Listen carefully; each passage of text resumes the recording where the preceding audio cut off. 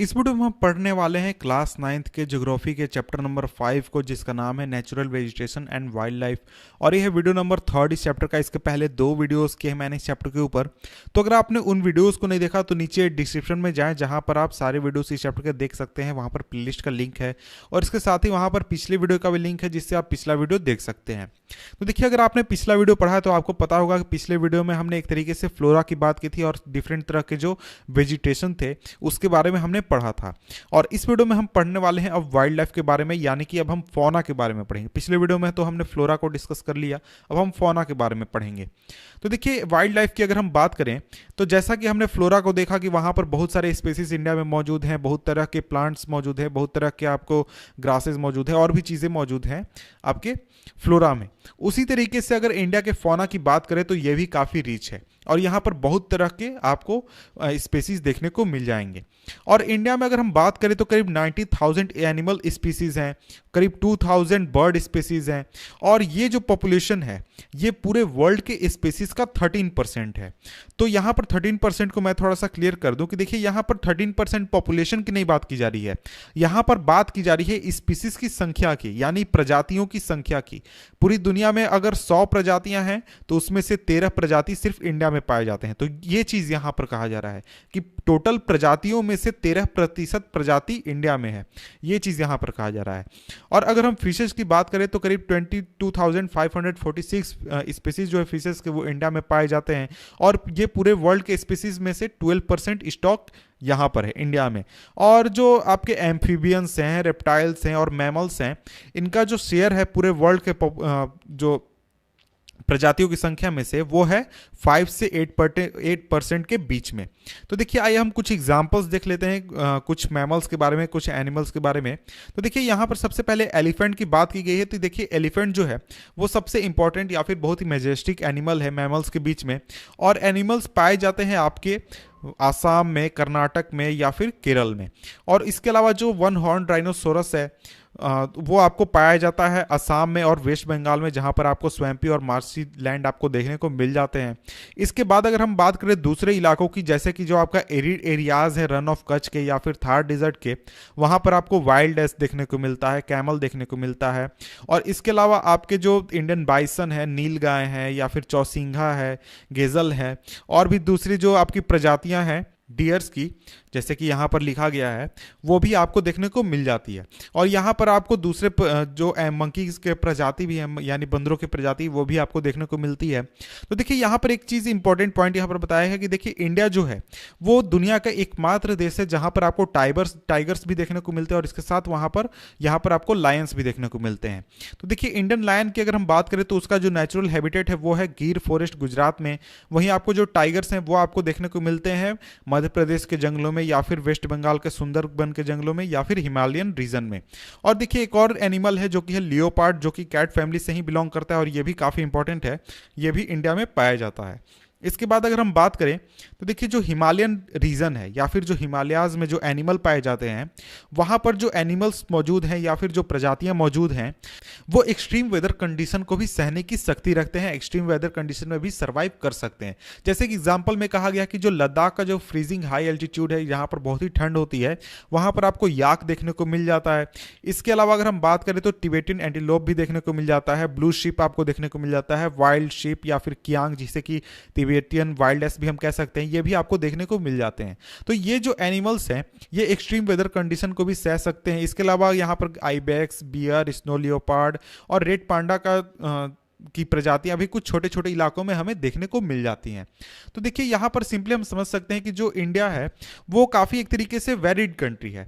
इसका मतलब ये हुआ कि देखिए, इंडिया में अगर हम बात करें तो इंडिया में कई तरह के क्लाइमेट हमें देखने को मिल जाते हैं। जैसे अगर हिमालय रीजन में जाएं तो वहाँ पर हमको काफ़ी ठंडी देखने को मिलती है। वहीं अगर आप चले जाएं आप पेनिनसुलर रीजन में तो वहाँ गर्मी के दिनों में काफ़ी गर्मी होती है।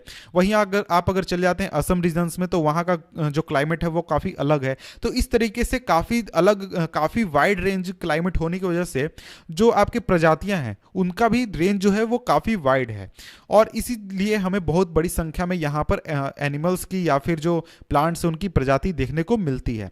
तो देखिए यहाँ पर अगर हम बात करें तो जो रिवर्स हैं या फिर लेक्स हैं या फिर जो कोस्टल एरियाज़ हैं वहाँ पर हमें टर्टल्स देखने को मिलते हैं, क्रोकोडाइल्स मिलते हैं या फिर घड़ियाल्स देखने को मिलते हैं। और इसके बाद अगर हम देखें तो देखिए जो घड़ियाल है वो आपके क्रोकोडाइल का एक प्रजाति है जो कि सिर्फ आपको इंडिया में मिलता है, इंडिया के बाहर वो आपको दुनिया में कहीं भी देखने को नहीं मिलेगा। और इसके बाद बर्ड लाइफ की अगर हम बात करें तो बर्ड लाइफ में भी आपको काफ़ी रेंज आपको देखने को मिलता है, बहुत ही वाइड आपको प्रजातियों की संख्या आपको देखने को मिलती है। जैसे कि एग्जांपल में यहाँ कहा गया peacock, pheasants, ducks, पैराकीट्स, cranes, pigeons, तो ये कुछ एग्जाम्पल हैं जो कि आपको इंडिया के फॉरेस्ट में या फिर इंडिया में आपको देखने को मिल जाते हैं। तो देखिए यहाँ तक हमने देखा कि कौन कौन से आपके वाइल्ड लाइफ में एनिमल्स या फिर वाइल्ड लाइफ की स्थिति क्या है इंडिया में। लेकिन यहाँ पर अब हम आते हैं कि आखिर इन सभी चीज़ों को हम यूज़ किस तरीके से करते हैं। तो देखिए अगर हम बात करें तो भगवान ने या फिर एक तरीके से नेचर ने हमें बहुत सारा ऑप्शन दिया है कि हम इसमें से जो भी चाहें अपनी ज़रूरत के हिसाब से रिसोर्सेज अपने लिए जुटा सकते हैं या फिर यूज़ में ले सकते हैं। जैसे अगर हमें प्लांट्स चाहिए तो हमारे पास बहुत वाइड वैरायटी है कि उसमें से हम क्या खाना चाहते हैं, क्या नहीं खाना चाहते हैं, क्या हम पसंद करते हैं, क्या पसंद नहीं करते हैं। उसी तरीके से एनिमल्स की बात करें तो हमारे पास बहुत ही वाइड वैरायटी है एनिमल्स की, तो हम उसमें से किस एनिमल को यूज़ करना चाहते हैं आपको ट्रांसपोर्टेशन लिए, या फिर किस एनिमल्स को हम यूज करना चाहते हैं मीट के लिए, या फिर किस एनिमल को यूज करना चाहते हैं लेबर वर्क के लिए, तो ये हम अपनी जरूरत के हिसाब से चूज कर सकते हैं। तो यही चीज यहां पर बताया गया कि हम जो है हमने अपने क्रॉप्स को काफी बायोडाइवर्स एनवायरनमेंट में से चूज किया है। और इसके अलावा अगर हम बात करें तो हमने बहुत सारे मेडिसिनल प्लांट्स को भी हमने एक्सपेरिमेंट किया है या फिर यूज किया है। और इसके अलावा एनिमल जो है उसको भी हमने बहुत ही लार्ज स्टॉक में से चूज किया है। जैसे कि गायों को हम यूज करते हैं दूध के लिए, या फिर आपको जो आपके बकरे हैं या फिर चिकन्स हैं उनको यूज करते हैं मीट के लिए। तो इस तरीके से हमने अपनी ज़रूरत के हिसाब से कौन सी चीज़ हमारे लिए सही होगी उस चीज़ को हमने चूज किया है। तो देखिए इस चीज़ से ये होता है कि ये इन सभी रिसोर्सेज को यूज करने से हमारे पास काफ़ी अच्छा एक तरीके से ट्रांसपोर्टेशन सर्विसेज हमें मिलती है, या फिर मीट का सोर्स काफ़ी अच्छा होता है, या फिर दूध हमें अच्छा मिलता है। उसके बाद अगर हम फिश को भी देखें तो फिश को भी उसमें से बहुत सारी फिश की प्रजातियां हैं जो कि हम खाना पसंद करते हैं, और फिश जो है वो काफ़ी अच्छा सोर्स है न्यूट्रिटिव फूड का। और इसके अलावा अगर हम बात करें तो ये तो हमने बात कर ली अपने रिसोर्सेज की कि कौन कौन से रिसोर्सेज हम यूज़ करते हैं, कौन कौन से रिसोर्सेज हमको नहीं पसंद है या फिर यूज़ नहीं करते हैं। तो यहाँ पर आप सोच रहे होंगे कि इंसेक्ट जो है उसकी तो हमें ज़रूरत नहीं है, तो फिर उसे हमें क्यों बचाना चाहिए या फिर उसे हमें बढ़ावा क्यों देना चाहिए। तो देखिए इंसेक्ट जो है वो क्रॉप्स के पॉलिनेशन में हेल्प करते हैं, और पॉलिनेशन जो है वो काफ़ी इंपॉर्टेंट है फूल पत्तों या फिर पौधों के ग्रो होने के लिए या फिर एक जगह से दूसरी जगह तक फैलने के लिए। और ये एक तरीके से नेचर में बैलेंस बनाने में हेल्प करता है जो इंसेक्ट्स है उनके द्वारा किया जाने वाला पॉलिनेशन प्रोसेस। तो अगर हम एक तरीके से इंसेक्ट्स को खत्म करने लगे या फिर कोई भी ऐसे प्रजाति को खत्म करने लगे जिसकी हमें रियलिटी में ज़रूरत नहीं है, जिससे हम डायरेक्टली कोई बेनिफिट नहीं लेते हैं, तो वो हमारे लिए इनडायरेक्टली हार्मफुल होगा। क्योंकि देखिए जो इकोसिस्टम है उसमें जितने भी आपके प्रजातियां आ जाती हैं, चाहे वो प्लांट्स हो, चाहे वो आपका कोई इंसेक्ट हो, चाहे वो मैमल हो या कुछ भी हो, उसका किसी ना किसी तरीके से आपके इकोसिस्टम में रोल है, इंपॉर्टेंस है। तो इस वजह से जो कंजर्वेशन है एनिमल्स का या फिर आपके किसी भी प्रजाति का, चाहे वो लायन हो, चाहे वो किसी भी तरीके का एनिमल हो, उसका कंजर्वेशन जो है वो काफ़ी इंपॉर्टेंट है। फ्लोरा फौना इसीलिए हमें बचाना है क्योंकि हमारे लिए इनडायरेक्टली वो किसी ना किसी हेल्प में आ रहा है। ऐसा नहीं है कि कोई चीज़ को, किसी चीज एनिमल को या फिर किसी प्रजाति को हम डायरेक्टली उससे बेनिफिट नहीं लेते हैं। तो इसका मतलब ये नहीं है कि हम उसे यूज नहीं करते हैं या फिर वो हमें इनडायरेक्टली बेनिफिट नहीं पहुंचाता है।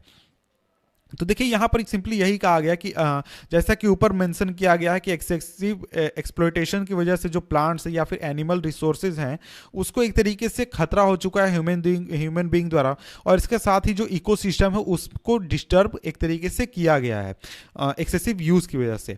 और यहाँ पर देखिए कहा जा रहा है कि 1300 प्लांट्स स्पीसीज हैं जिनको इंडेंजर्ड की कैटेगरी में रखा गया है, और करीब 20 स्पीसीज ऐसे हैं जो कि एक्सटिंक्ट हो चुके हैं। एक्सटिंक्ट यानी कि वो अब विलुप्त हो चुके हैं, खत्म हो चुके हैं, वो अब आपको कहीं भी देखने को नहीं मिलेंगे।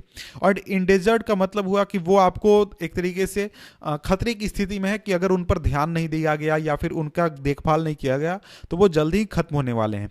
और इसके साथ ही कुछ एनिमल स्पेसीज जो हैं वो भी इंडेंजर्ड हैं और कुछ जो हैं वो एक्सटिंक्ट हो चुके हैं, खत्म हो चुके हैं। तो देखिए ये जो मेन कॉज है इस ये पूरे मेजर थ्रेट का नेचर का, तो ये मेनली आपको आता है हंटिंग की वजह से। यहाँ पर एनिमल्स की बात की जा रही है कि देखिए एनिमल्स को जो हंट किया जाता है ग्रीडी हंटर्स द्वारा कॉमर्शियल पर्पस के लिए, जैसे आपको हाथी को मार दिया जाता है उसके दांतों के लिए, या फिर आपको जो राइनोसोरस होता है उसको मार दिया जाता है उसके सींग के लिए। तो इस तरीके के जो चीज़ें होती हैं वो नहीं होनी चाहिए, क्योंकि इस तरीके से अगर हम बात करें तो इन चीज़ों की वजह से जो आपका इकोसिस्टम है उसमें एक तरीके का इम्बैलेंस आपको देखने को मिलता है। इसके बाद इसको मैं सिंपली शॉर्ट में अब खत्म करूंगा। तो यहाँ पर देखिए कहा गया है कि जो फ्लोरा है और फौना है उसको बचाने के लिए सरकार ने क्या क्या कदम उठाए हैं उसके बारे में यहाँ पर बात की जा रही है। तो यहाँ पर कहा जा रहा है कि देखिए 14 बायोस्फीयर रिजर्व्स बनाए गए हैं ताकि फ्लोरा और फौना को सरकार एक तरीके से बचा सके।